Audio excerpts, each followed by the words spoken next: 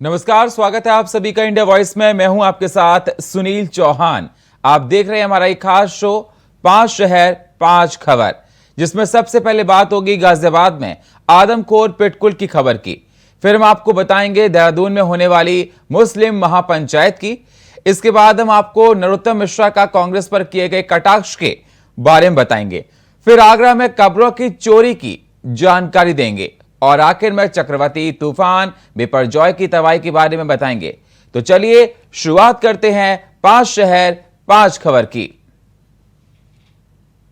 गाजियाबाद में प्रतिबंधित पिटबुल नस्ल के कुत्ते ने एक बच्चे पर हमला कर दिया और उसका बायां कान काट लिया और दाएं कूल्हे पर से 5 बार नोच लिया। जिसके बाद कुत्ता मालिक से बात की गई तो पूरे परिवार ने धमकाना शुरू कर दिया। जिसके बाद बच्चे को अस्पताल में भर्ती कराया गया है, जहां बच्चे का इलाज चल रहा है। वहीं इस मामले को लेकर बड़ी संख्या में गुस्साई महिलाएं थाने पहुंची और घेराव किया है। कुत्ते के मालिक पर कार्रवाई की मांग की गई है, जिसके बाद पुलिस ने रिपोर्ट दर्ज कर कार्रवाई की बात कही है।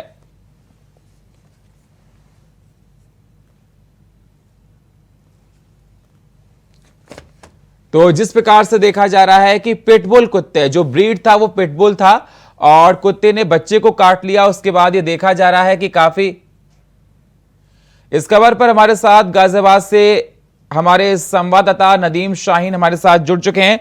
नदीम, क्या कुछ अहम जानकारी, क्योंकि ये पहला मामला नहीं, गाजियाबाद में इससे पहले भी कई मामले हो चुके हैं, लेकिन इस बार जो ब्रीड देखा जा रहा है वो पिटबुल है। हालांकि हर बार चेंज होता था। किस प्रकार की अहम जानकारी है, बच्चे की हालात किस प्रकार से हैं, एफआईआर दर्ज कर ली गई है, परिवार वालों की मांग क्या है? मैं बात बताऊं अगर आपको, ये पूरा मामला गाजियाबाद के किरोसिन का है, जहां पर किरोसिन में रह रही महिला का बच्चा जो कि नीचे खेल रहा था, किसी तरीके से बच्चा कुत्ते के हाथ लगा और कुत्ते ने बुरी तरीके से उस पर हमला कर दिया। हमले में उसका कान भी उसने काट दिया है। उसके साथ उसके बताया तो पूरे में भी किसी से पूरी तरीके से नोच दिया है, जिसकी वजह से काफी उसकी गंभीर स्थिति बनी हुई है, जिससे दूसरों ने गाजियाबाद के जो डॉक्टरों ने साफ कर दिया है कि उसको जिले के अस्पताल, बड़े अस्पताल में ले जाया जाएगा या फिर उसके बाद दिल्ली के GT के अस्पताल में, जहां पर उसके सर्जरी के बाद उसका इलाज चल सकेगा। हालांकि आपको बता दें, इस प्रकरण में महिलाओं ने जिस समय ये पूरा प्रकरण हुआ था, महिलाओं ने घेराव किया था, थाने का घेराव किया था, जिसके बाद कहीं ना कहीं पिटबुल पर जो पुलिसकर्मी है उन्होंने कहीं ना कहीं लेने की बात की कि पिटबुल के जो मालिक है उन पर कहीं ना कहीं एक्शन लिया जाएगा और उसमें उसके खिलाफ कार्रवाई की जाएगी। तो वहीं इसका मुकदमा दर्ज किया गया। मुकदमा दर्ज करने के बाद तुरंत उस पर एक्शन लिया गया। हालांकि जिस तरीके से देखा जा रहा है कि पिटबुल को बैन कर दिया गया है गाजियाबाद में, इसके लिए एक मुहिम चलाई गई थी, जिसके बाद 5,000 रुपए का जुर्माना भी रखा गया था। उसके बाद भी देखा जा रहा है कि इस तरीके के पिटबुल गाजियाबाद में पाले जा रहे हैं। उसके साथ साथ नोएडा की बात की जाए तो नोएडा में भी कई बार ऐसे हमले हो चुके हैं, जिससे कहीं ना कहीं लोग बुरी तरीके से जख्मी हो जाते हैं और घायल हो जाते हैं। इससे कहीं ना कहीं बड़ा कह सकते हैं कि पिटबुल जो है बड़ा खतरनाक खबर बन के कहीं ना कहीं सामने आ रहा है। नदीम, बिल्कुल जिस प्रकार से आप बता रहे हैं कि इससे पहले भी गाजियाबाद के इंदिरापुरम में केस देखने को मिला था। क्रॉसिंग की आप बात कर रहे हैं, क्रॉसिंग रिपब्लिक में भी इस प्रकार केस देखने को मिलते। तमाम सोसाइटी में इंस्ट्रक्शंस होते हैं कि अगर आप किसी कुत्ते को पालते हैं तो आप जब भी लिफ्ट में ले जाते हैं उसका मुंह बंधा हुआ होना चाहिए और उसका वैक्सीनेशन प्रॉपर होना चाहिए। बहुत सारी अहम जानकारियां उन लोगों को दी जाती हैं जिनके यहाँ कुत्ते पाले जाते हैं। डोमेस्टिक कुत्ता था पिटबुल, ये बता रहे हैं। हालांकि इस ब्रीड को लेकर पहले बताया जा रहा था कि बैन लगा दिया गया था, और लेकिन उसके बाद भी इस प्रकार की घटना कहीं ना कहीं तमाम सवाल खड़े करती है। मैं आपसे जानना चाहता हूं, जब बच्चे के साथ ये घटना हुई तो क्या कुत्ते का मालिक कुत्ते के साथ था, और जब बच्चे ने उस पर हमला किया तो उसने बचाने का प्रयास किया? क्योंकि लास्ट टाइम ये देखा गया था जब जब कुत्ते ने बच्चे को लिफ्ट में काटा था तो जो कुत्ते का मालिक था उसने बच्चे की कोई हेल्प नहीं की थी, और जब बाद में परिवार वाले उनके घर पर पहुंचे तो खुद उन्होंने इस पर रिवर्स किया था, अपनी गलती नहीं मानी थी। प्रशासन किस प्रकार से तैयारी कर रहा है, और जिस प्रकार से आपका कहना है कि सब महिलाएं इकट्ठी हो गई हैं, पुलिस थाने का घेराव किया है, अपना आक्रोश जाहिर कर रही हैं, तो हालात किस प्रकार से बन रहे हैं? क्योंकि ये पहली बार नहीं, हम चाहते हैं कि इस पर ज्यादा प्रकाश डाला जाए जिससे इस प्रकार की हो रही घटनाएं पर रोक लग सके। नदीम, जिस तरीके से इंद्रापुरम की अगर बात बताएं तो इंद्रापुरम की लिस्ट में किस तरीके से बच्चा और कुत्ता साथ होने की वजह से उसके मालिक भी साथ में था, तो उसकी कहीं ना कहीं पूरी घटना को देखा गया था। सीसीटीवी वायरल हुआ था, इसके बाद उस बच्चे को बचाने का प्रयास नहीं किया गया था, जिसके बाद ये कानून बनाने की प्रक्रिया गाजियाबाद से शुरू की गई थी कि गाजियाबाद में कहीं ना कहीं पिटबुल को बैन किया जाए। उसके साथ साथ जो प्रकरण में पूरी तरीके से जो महिलाएं इकट्ठी हुई है, उन महिलाओं का भी कहीं ना कहीं पूरी तरीके से आक्रोश है, क्योंकि बच्चे के जो घायल हुआ है वो घायल छोटी तरीके से नहीं हुआ है, वो बहुत बड़ी तरीके से घायल हुआ है, जिससे कहीं ना कहीं गाजियाबाद की जो डॉक्टर स्वास्थ्य विभाग है इससे पूरी तरीके से हाथ उठा दिए, उसे दिल्ली ले जाने की बात कही है, तो उसको देखा जा सकता है कितना बुरा असर उस बच्चे को काटने में पड़ा है, और उसके कान भी काट लिया गया है, उसके साथ साथ उसका पूरा बैग जो है वो कहीं ना कहीं उसका मार्ग जो है वो उठा दिया गया है, जिसकी कहीं ना कहीं जो गाजियाबाद में महिलाओं का जो आक्रोश है वो कहीं ना कहीं बेचुका देखा जा रहा है, जिससे जो पिटबुल के मालिक है उन पर कार्रवाई की बात की गई है। अब देखना होगा कि गाजियाबाद के अधिकारी इस पर क्या कार्रवाई करते हैं। शुक्रिया हमारे साथ जुड़ने के लिए नदीम आपका। लफ्जियात की घटनाओं को लेकर अब 18 जून को होने वाली मुस्लिम महापंचायत को रद्द कर दिया गया है। आपको बता दें, मुख्यमंत्री पुष्कर सिंह धामी के कार्रवाई के आश्वासन के बाद 18 जून को देहरादून में प्रस्तावित मुस्लिम महापंचायत को रद्द कर दिया गया है। देहरादून के एसएसपी दिलीप सिंह कुंवर ने बताया कि कई स्तरों पर हुई बातचीत के बाद और मुख्यमंत्री के कार्रवाई के आश्वासन पर पार्टी के बीच सैद्धांतिक रूप से समझौता हो गया है, जिसके बाद प्रस्तावित महापंचायत को रद्द कर दिया गया है। तो मुस्लिम महापंचायत को रद्द कर दिया गया है। जिस प्रकार से जिले के अधिकारी का कहना है कि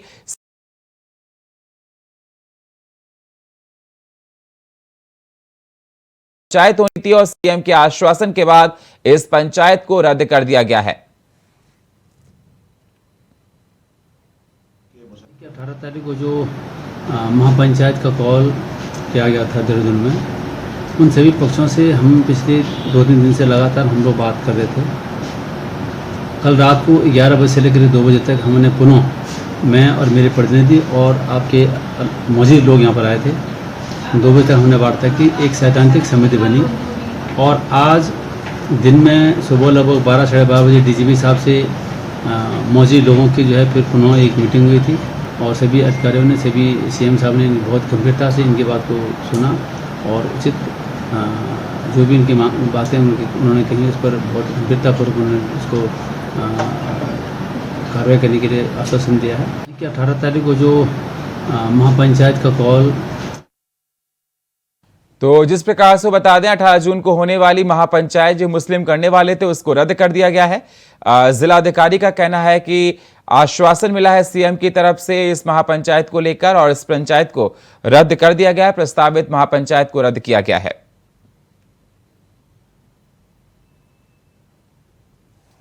ये महापंचायत 18 जून को होने वाली थी, आपको बता दें, और लफ्जियात की घटनाओं को लेकर 18 जून को होने वाली मुस्लिम महापंचायत को रद्द कर दिया गया है। सीएम की तरफ से उनको आश्वासन मिला है। कई बार ये देखा जा रहा था कि लफ्जियात की घटनाओं को लेकर बहुत सारी तूल पकड़ती जा रही थी, तो समुदाय के लोग इस पर काफी चिंतित दिखाई दे रहे थे। तो मुस्लिम समुदाय ने इस पर चिंता जाहिर की थी और 18 जून को इस पर महापंचायत होनी थी, उसको रद्द कर दिया गया है।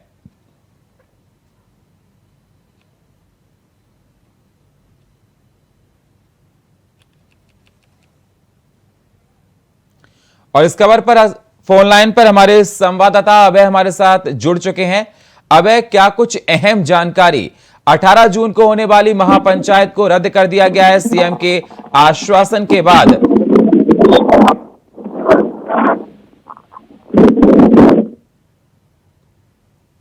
अभय, मेरी आवाज आपको मिल रही है? अभय, मेरी आवाज आपको मिल रही है?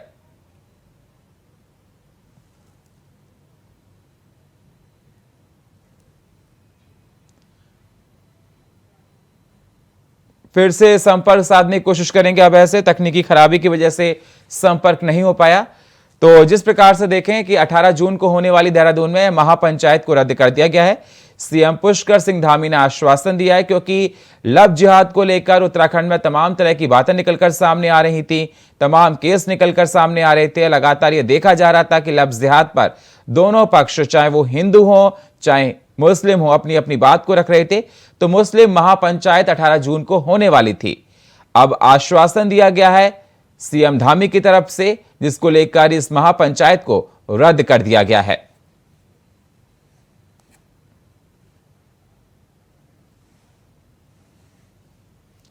और इस खबर पर हमारे साथ देहरादून से हमारे संवाददाता अभय कैतुरा हमारे साथ फोन लाइन पर जुड़ चुके हैं। अभय, क्या कुछ अहम जानकारी निकलकर सामने आ रही है? 18 जून को होने वाली मुस्लिम महापंचायत को रद्द कर दिया गया है सीएम के आश्वासन के बाद। अब है कह सकते हैं कि जो पुरोला का जो विवाद था, उस विवाद में पहले हिंदू संगठनों की तरफ से 15 जून को महापंचायत का आह्वान, जिसको जिला प्रशासन ने अनुमति नहीं दी थी, और उसके बाद इसे देखते हुए मुस्लिम समुदाय के लोगों ने भी देहरादून में महापंचायत 18 जून को करने का ऐलान यहाँ पर किया था। प्रशासन की तरफ से सभी ये कह सकते हैं कि मुस्लिम समुदाय के जो लोग थे उनसे बातचीत यहाँ पर की गई थी और एक आग्रह किया गया था कि उनके द्वारा ऐसी महापंचायत यहाँ पर न करी जाए, जिसको देखते हुए मुस्लिम समुदाय के लोग मुख्यमंत्री पुष्कर सिंह धामी से मिले थे। देहरादून में पुलिस कप्तान दिलीप सिंह कुंवर से यहाँ पर मिले थे। उन्होंने जो आश्वासन दिया है कि किसी भी मुस्लिम समुदाय के व्यक्ति का उत्पीड़न यहाँ पर नहीं होगा, तो उसे देखते हुए मुस्लिम समुदाय के लोगों ने अपनी जो 18 जून की जो महापंचायत थी देहरादून में होने वाली, उसको स्थगित यहाँ पर कर दिया है। साथ ही सरकार को आश्वस्त किया है कि ऐसी किसी कोई पंचायत और मुस्लिम समुदाय के लोगों की तरफ से यहाँ पर नहीं की जाएगी, लेकिन सरकार अगर अपना आश्वासन पूरा करती है कि राज्य में किसी भी मुस्लिम समुदाय के लोगों का उत्पीड़न यहाँ पर नहीं होगा, जिस जो डर का माहौल यहाँ पर बनाया गया उस डर के माहौल से बाहर निकालने का काम होगा, तो फिर ऐसे में मुस्लिम समाज खुशहाली से यहाँ पर रहेगा, अपना व्यापार करेगा और राज्य सरकार के हर विकास की योजना में अपने सहयोगी की भूमिका अदा करता हुआ नजर आएगा। अभय, मैं आपसे ये जानना चाहता हूँ कि आश्वासन मिला है धामी सरकार की तरफ से, इस पर मुस्लिम समुदाय का क्या कहना है? क्योंकि कई बार ये देखा गया था दोनों समुदाय हो, चाहे हिंदू हो चाहे मुस्लिम हो, अपना अपना विरोध इस पर जाहिर कर रहे थे लफ्ज़ जिहाद पर। तो अब ये आश्वासन मिला है, क्योंकि महापंचायत की बात हिंदू भी कर रहे थे। कई बार जगह देखा गया था कि उन्होंने बंद भी किया था कि नाबालिग लड़की को जबरन ले गए थे। बहुत सारी ऐसी बातें निकलकर सामने आ रही थी। तो अब मुस्लिम समुदाय के लोगों का इस आश्वासन पर क्या कुछ कहना है? जी बिल्कुल, मुस्लिम समुदाय के लोगों ने साफ तौर पर कहा है कि राज्य सरकार की तरफ से जो आश्वासन दिया गया और उस आश्वासन से मुस्लिम समुदाय के लोग आश्वस्त हैं कि राज्य में किसी भी प्रकार से कानून व्यवस्था नहीं बिगड़ेगी। खासतौर पर कानून व्यवस्था बिगाड़ने के नाम पर जो विशेष समुदाय के लोगों को जो टारगेट यहाँ पर किया जा रहा था वो आगे नहीं बढ़ेगा। किसी प्रकार से ऐसी कोई घटना उनके सामने यहाँ पर नहीं होगी। तो ये समझा जा सकता है कि अब राज्य सरकार लगातार इस दिशा में जो पहल कर रही थी कि इस प्रकार की कोई घटना यहाँ पर ना हो, वो आने वाले दिनों में यहाँ पर नहीं होगी। लेकिन ये कहा जा सकता है कि राज्य सरकार के आश्वासन के बाद, राज्य सरकार के उस आश्वासन के बाद, खासतौर पर मुख्यमंत्री पुष्कर सिंह धामी के आश्वासन के बाद मुस्लिम समुदाय के लोगों ने अपनी महापंचायत यहाँ पर डाली है और राज्य के विकास की योजनाओं में सहयोगी की भूमिका अदा करने का अपना भरोसा दिलाया है। जी शुक्रिया हमारे साथ जुड़ने के लिए अभय आपका। कर्नाटक में कांग्रेस की सरकार आने के बाद धर्मांतरण रोकने का कानून हटाने का फैसला लिया गया है, जिस पर मध्य प्रदेश के गृह मंत्री नरोत्तम मिश्रा ने कांग्रेस पर निशाना साधा है। नरोत्तम मिश्रा ने गुरुवार शाम को एक बयान पर जारी कर कहा कि कर्नाटक में कांग्रेस की सरकार आने के बाद धर्मांतरण रोकने का कानून हटा दिया गया है। आप जिस जिहाद के खिलाफ लड़ते हैं, ये उस जिहाद के पक्ष में खड़े हो गए हैं, क्योंकि ये कांग्रेस की मानसिकता है। कांग्रेस देश में नफरत बांटने का सामान बेच रही है। कांग्रेस जिहादियों के साथ है, धर्मांतरण करवाने वालों के पक्ष में है। गृह मंत्री नरोत्तम मिश्रा ने कहा कि कांग्रेस राष्ट्रवादियों से नफरत करती है। उन्होंने कहा कि कांग्रेस कहती कुछ और करती कुछ और है। तो जिस प्रकार से देखा जा रहा है कि कर्नाटक में धर्मांतरण पर जो निर्णय वापस लिया गया है, धर्मांतरण कानून को हटा दिया गया है, क्योंकि देखा गया था कि कर्नाटक में कांग्रेस की सरकार बनी, उसके बाद काफी चीजों में बदलाव हो रहा है। उस पर मध्य प्रदेश के गृह मंत्री नरोत्तम मिश्रा ने कहा कि कांग्रेस जिहादियों के साथ है, नफरत बांटने का काम कर रही है और धर्मांतरण कानून पर काफी नाराज दिखाई दिए नरोत्तम मिश्रा। उन्होंने कांग्रेस को निशाने पर लिया। कांग्रेस की मानसिकता यही है, उन्होंने कहा कांग्रेस नफरत बांटने का सामान बेच रही है।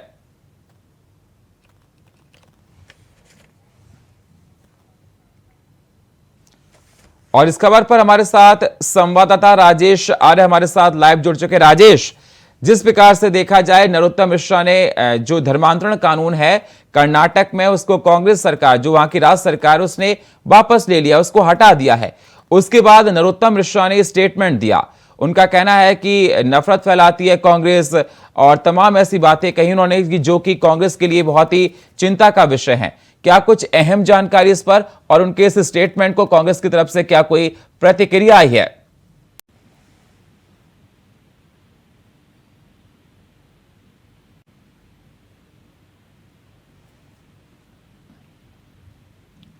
राजेश, मेरी आवाज आपको मिल रही है?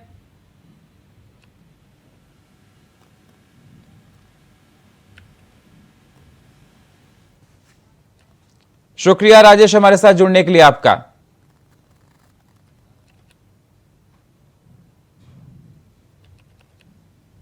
अभी तक तो आपने सोना, चांदी, जेवरात, पैसे चोरी की घटनाओं तो बहुत सुनी होंगी, लेकिन आगरा में एक ऐसी चोरी की घटना सामने आई है जिसको सुनकर आपको अपने कानों पर विश्वास नहीं होगा। दरअसल आगरा में आजकल कब्र चोरी की हो रही हैं। जी हां, कब्र, सही सुना आपने। आगरा में आजकल कब्र चोरी हो रही हैं और कब्र चोरी के आरोप भूमाफियाओं पर लगे हैं। दरअसल आरोप है कि आगरा के मगरा कटरा से गुरुद्वारा की तरफ चलने वाले पागलखाने के सामने की सभी कब्रिस्तानों की जमीन पर भूमाफियाओं की मिली भगत से कब्रों को हटाकर बाउंड्री कराई जा रही है और अब एक आखिरी कब्र बची है, लेकिन प्रशासन अभी भी कुंभकर्णी नींद में सो रहा है और भूमाफिया बुलंद हौसलों के साथ कब्रिस्तानों पर कब्जे किए जाने के आरोप लगा रहे हैं।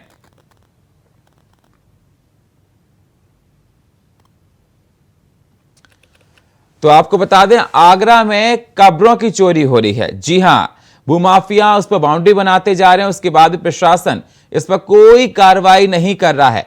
प्रशासन को अभी तक सुध नहीं है इस पर और लगातार भूमाफिया इस पर। और इस खबर पर हमारे साथ संवाददाता आगरा से मनीष गर्ग हमारे साथ जुड़ चुके हैं लाइव। मनीष, जिस प्रकार से देखा जाए आगरा में कब्र चोरी हो रही है, यह अहम जानकारी हमारे पास आई है और प्रशासन को अभी कोई खबर नहीं है, वो कुंभकर्णी नींद में सो रहा है। क्या कुछ अहम जानकारी और निकल कर आ रही है? बिल्कुल, तुम्हें बता दूं, मध्य कटरा का मामला है जहाँ पर एक एक कर तमाम कब्रें चोरी हो गई। अब एक ही कब्र बची जैसे लेकर मामला संज्ञान में आया था। मामला संज्ञान में आते कहीं ना कहीं हम लोग कह सकते हैं भूमाफिया लगातार सक्रिय होते हुए नजर आ रहे हैं। एक तरफ मोदी योगी लगातार ये कहते हुए नजर आते हैं कि भूमाफिया हो या किसी प्रकार का अपराध हो, घटना हो, या तो यूपी कोर्ट है या फिर जैन छोड़ो, लगातार ऐसे वादे करते हुए नजर आते हैं, लगातार करते हुए, लेकिन कहीं ना कहीं भूमाफिया आगरा में सक्रिय होते हुए नजर आ रहे हैं। लेकिन प्रशासन ने अभी तक किसी प्रकार का कोई संज्ञान नहीं लिया। लगातार प्रशासन कुंभकर्णी नींद में सोता हुआ नजर आ रहा है। बिल्कुल, प्रशासन की अभी तक नींद इस पर नहीं जागी है। किस प्रकार से वो अवैध कब्जा कर रहे हैं, कहां कहां कब्जा कर चुके हैं, कितनी कब्रों को कब्जा कर चुके हैं? बिल्कुल, तुम्हें बता दो, तमाम जो कब्रें हैं उन पर कब्रों को चोरी करने के बाद लगातार ये क्या करते हैं भूमाफिया, उस कब्रिस्तान की बाउंड्री कराते हैं और अवैध कब्जा कर लेते हैं। अब तस्वीरों में आप लोग देख सकते हैं कि एक कब्र बची हुई है, तमाम जो कब्रें थी उनकी चोरी कर ली गई है, उसके बाद हटा दी गई एक एक कर। एक तरीके से कह सकते हैं हम लोग तो भूमाफिया का एक गैंग है, चोरी गैंग है, जो कहीं ना कहीं वो सक्रिय होकर नजर आ रहा है। वही मैं बता दूं, साथ ही अगर मैं न्यायालय की बात करूं तो न्यायालय में कहीं ना कहीं नोरा कुश्ती की तरह एक तरीके से वो अपना वकील खड़ा करते हो, कहीं ना कहीं ऐसे सबूत और ऐसे जो डॉक्यूमेंट पेश करते हैं, कहीं ना कहीं जिस प्रकार से जो आदेश है वो कहीं ना कहीं अपने फेवर में कराते हुए नजर आते हैं। लेकिन प्रशासन कभी सख्त होता हुआ नजर नहीं आ रहा है, क्योंकि भूमाफिया लगातार सक्रिय होते हुए नजर आ रहे हैं। अगर ऐसा ही बना रहा है जिस तरीके से कब्रें चोरी कर वो कब्रिस्तानों पर कहीं ना कहीं अपना कब्जा करता हुआ नजर आ रहे हैं, तो कहीं ना कहीं ये आप लोग कह सकते हैं कि आगे आने वाले समय में जिस तरीके से मुस्लिम समूह को अपनाया जाता है तो कहीं ना कहीं जलाने जैसी नौबतें सामने आ सकती हैं। जी सुनिए, मैं राजेश आपसे जानना चाहता हूं कि जब इस खबर का संज्ञान प्रशासन के सामने आया, प्रशासन को मिला, तो क्या कोई प्रशासन ने कार्रवाई इस पर की है? जी बिल्कुल मैं बता दूं, अगर प्रशासन की बात की जाए तो प्रशासन की अभी कोई भी, अगर मैं कह सकते हैं हम लोग किसी प्रकार का वो स्टेप नहीं किया है, किसी प्रकार की कोई कार्रवाई नहीं की है। लेकिन वही कुछ जो मुस्लिम समुदाय के चोर हैं, इस तरीके से भूमाफिया हैं, तो कहीं ना कहीं सक्रिय होते हुए नजर आ रहा है। कुछ लोगों ने जब इस पर न्यायालय गए तो न्यायालय से भी कहीं ना कहीं फौजी डॉक्यूमेंट या किसी प्रकार के कोई कागजी केस करके कहीं ना कहीं अपना वकील खड़ा करके उन्होंने किसी प्रकार से आदेश भी अपने फेवर में करा दी। लेकिन प्रशासन के द्वारा अभी तक कोई भी ऐसा कदम नहीं उठाया गया है जिससे कहीं ना कहीं हम लोग कह सकें कि प्रशासन के कुंभकर्णी नींद से जगता हुआ नजर आएगा। ये बहुत सारी बातें ऐसी निकल कर आती हैं कि कई बार ये देखा जाता है। सवाल मेरा राजेश आपसे ये भी है कि जिस प्रकार से आप बता रहे हैं कि कब्रों की वहां पर चोरी हो रही है, जो मैनेजमेंट होता है कब्रिस्तान का, जो देखरेख इनका करता है, क्या उन्होंने इस पर कोई आपत्ति जाहिर की, कोई शिकायत दर्ज कराई? बिल्कुल मैं बता दूं, अगर कब्रिस्तान की बात करूं, जो मैनेजमेंट की आप बात कर रहे हो, तो ये कब्रिस्तान काफी पुराना है। तमाम कब्रें हैं वहां पर, कब्रें थी पहले, लेकिन अब धीरे धीरे एक करके चोरी हो गई, क्योंकि जो कब्रों का मैनेजमेंट, कब्रिस्तान का अगर मैनेजमेंट की बात की जाए तो ऐसा कोई मैनेजमेंट नहीं है उस मोदिया कटरा वाली कब्रिस्तान का। लेकिन इससे पहले की बात की जाए तो तमाम कब्रिस्तानों पर अवैध कब्जा कर चुके हैं वो, लेकिन प्रशासन या किसी प्रकार का मैनेजमेंट कब्रिस्तान का कोई भी दखल देता हुआ नजर नहीं आ रहा है, या किसी प्रकार की प्रभावी कार्रवाई की गई हो प्रशासन द्वारा जिससे कि कब्रिस्तानों पर कब्जा ना हो सके। ऐसा कोई भी मामला संज्ञान में नहीं है। राजेश, मैं आपसे ये भी जानना चाहता हूं, क्या इस पर मुस्लिम समुदाय, जिसकी कब्र हैं, मुस्लिम समुदाय के लोग हों या जिसकी भी कब्र हो, या क्रिश्चियन समुदाय के लोग हों, उन्होंने आपत्ति जाहिर की है? बिल्कुल मैं बता दूं, अभी तक मुस्लिम समुदाय द्वारा, क्योंकि मुस्लिम समुदाय के भी कुछ कहीं ना कहीं भूमाफिया शामिल है उसमें और चोर शामिल है, तो जो गैंग है वो भी मुस्लिम समुदाय से ही बिलोंग करता है, तो कहीं ना कहीं कह सकता है तो चोर मौसेरे भाई होते हो। कहीं ना कहीं वहाँ पे जो तमाम जो आगरा के जो कह सकते हैं हम जो रईस हैं या पैसे वाले हैं, वो कहीं ना कहीं कब्जा करते हुए नजर आते हैं, या कह दूं मैं दबंग, तो तमाम ऐसे जो सवालिया आगरा जिला प्रशासन में सवालिया निशान खड़े होते हैं कि किसी प्रकार की कोई कार्रवाई करता हुआ नजर नहीं आ रहा है, और कहीं ना कहीं हम कह सकते हैं कब्रिस्तान पर अवैध कब्जा होता हुआ नजर आ रहा है। शुक्रिया हमारे साथ जुड़ने के लिए राजेश आपका। बिपरजॉय तूफान के जखोतट से टकराने के बाद गुजरात में भारी नुकसान हुआ है। इसका खामियाजा काफी उठाना पड़ रहा है और देखा जा रहा है कि बिपरजॉय का नुकसान बहुत देखा गया। इसका असर कच्छ, सौराष्ट्र समेत 8 जिलों में रहा। यह अपने पीछे भारी तबाही छोड़ गया है। जगह जगह पेड़ और खंभे गिर गए। तूफान के कारण से भावनगर में 2 लोगों की मौत हुई है। 22 से ज्यादा लोग घायल हो गए हैं। अब तक 94,000 लोगों को सुरक्षित स्थानों पर शिफ्ट किया गया है। वहीं गुजरात के बाद शुक्रवार को बिपरजॉय राजस्थान पहुंच गया, जिस कारण से बाड़मेर में भारी बारिश हुई, जिससे निचले इलाकों में पानी भर गया। जालौर में अभी रेड अलर्ट जारी किया गया और यहां तेज हवाओं के साथ अभी बारिश हो रही है। तूफान के चलते शुक्रवार और शनिवार को मिलाकर राजस्थान के 5 जिलों में बहुत भारी बारिश के लिए रेड अलर्ट, जबकि 13 जिलों में भारी बारिश का ऑरेंज अलर्ट जारी किया गया है। मौसम विभाग का अनुमान है कि 24 घंटे के दौरान राजस्थान में 200 मिलीमीटर यानी कि 8 इंच या उससे ज्यादा बारिश हो सकती है। मौसम विभाग के मुताबिक राजस्थान में तूफान 16, 17 और 18 जून को एक्टिव रहेगा।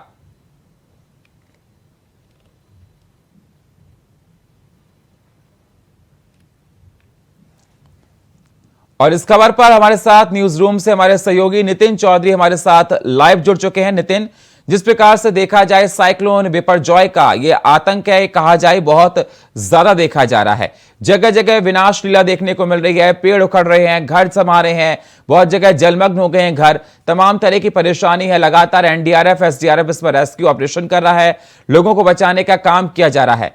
फ्रेश अपडेट क्या है, कितने लोगों को अभी तक रेस्क्यू किया जा चुका है और किस प्रकार से काम एनडीआरएफ कर रहा है? और इसमें सवाल एक और, अब ये मूव कर चुका है राजस्थान की तरफ। वहां के कुछ इलाकों में भारी बारिश हो रही है, कुछ इलाके जलमग्न हो चुके हैं। वहां पर सुरक्षा के कैसे इंतजाम है? हालांकि अशोक गहलोत का कहना है कि ऑलरेडी वहां पर एनडीआरएफ की काफी टीमों को पहुंचा दिया गया है और वो सुरक्षा के सारे उपाय कर रही हैं। नितिन, देखिए सुनील, बिल्कुल साइक्लोन बिपरजॉय जो तूफान है वो गुजरात से होकर अब राजस्थान की तरफ चल दिया है। बता दें कि 24 घंटे से ज़्यादा का जो समय दिया हुआ है राजस्थान के अंदर जो बारिश होने वाली है। 13 जिलों में तो जो है येलो अलर्ट जारी कर दिया गया है, तो 5 जिलों में जो है रेड अलर्ट जो है जारी कर दिया गया है। बताया जा रहा है कि जो तूफान है वो काफ़ी तेज़ी से आ रहा है। तो इस तूफान को देखते हुए देश के प्रधानमंत्री नरेंद्र मोदी ने गुजरात के मुख्यमंत्री से भी बातचीत की है, फ़ोन पर संपर्क किया है कि आखिरकार इतना बड़ा जो नुकसान गुजरात के अंदर हो रहा है बिपरजॉय जो तूफान है, इसको देखते हुए तमाम उसमें नेताओं की जो नज़र गड़ी हुई है। राजस्थान की बात की जाए तो राजस्थान के मुख्यमंत्री अशोक गहलोत ने पहले ही जो है चेतावनी लोगों को दे दी और लोगों से कहा है कि इस तूफान से डरने की जरूरत नहीं है। जिस तरीके से जो तूफान है वो काफ़ी तेज़ी से आ रहा है, क्योंकि पहले जो गुजरात में उसने जो है काफ़ी नुकसान कराया, तो वहाँ पर कहीं 200 से ज़्यादा पेड़ जो हैं गिरे हैं, कहीं घरों में जो है पानी भरा हुआ है, तो उसको देखते हो कहीं बिजली के जो खंभे हैं उन पोल्स भी उसमें गिरे हुए हैं। लेकिन उसके बाद जब गुजरात से जो है राजस्थान की तरफ जो विपरीत जो है तूफान है वो पहुंचा है, तो उसको देखते हुए एनडीआरएफ की जो टीम है वहाँ पर मौजूद कर दी, पूरी तरीके से सुरक्षा व्यवस्था के भी इंतजाम वहाँ पर राजस्थान के अंदर किए गए हैं। जी नितिन, मैं आपसे जानना चाहता हूं कि काफ़ी जान माल का नुकसान देखा गया है, क्योंकि टाइड्स बहुत ज़्यादा हैवी थी और उन इलाकों में जो कोस्टल एरियाज़ है, चाहे वो सौराष्ट्र की बात की जाए, चाहे वो कच्छ की बात की जाए, वहाँ पर बहुत ज़्यादा लॉस हुआ है। लोगों को अपने घरों का नुकसान झेलना पड़ा, कई घर तो ऐसे कच्चे थे, बह गए। और एनडीआरएफ ने लगभग बताया जा रहा था 75,000 से ज़्यादा लोगों को रेस्क्यू किया था, बचा लिया गया है। तो क्या ये अनुमान लगाया जाए बिपरजॉय काफ़ी मुसीबत बहुत से लोगों के लिए लेकर आया और बहुत से लोगों की इसमें जान भी चली गई है? देखिए सुनील, बिल्कुल जिस तरीके पर जो तूफान था वो जो है 75,000 से ज़्यादा जो है गुजरात में जो लोग थे, जो घर जो तबाही हुए हैं उस तूफान को देखते हुए 75,000 से ज़्यादा लोगों को जो है एनडीआरएफ जो टीम है उसे रेस्क्यू करके उनको बाहर निकाला गया है। जिस तरीके से तूफान जब सामने आया था तो उसको देखते हुए तमाम नेताओं बहुत बहुत शुक्रिया हमारे साथ जुड़ने के लिए आपका। और फिलहाल 5 शहर 5 खबर में इतना ही। बाकी खबरों के लिए आप बने रहिए इंडिया वॉइस के साथ। तब तक के लिए नमस्कार।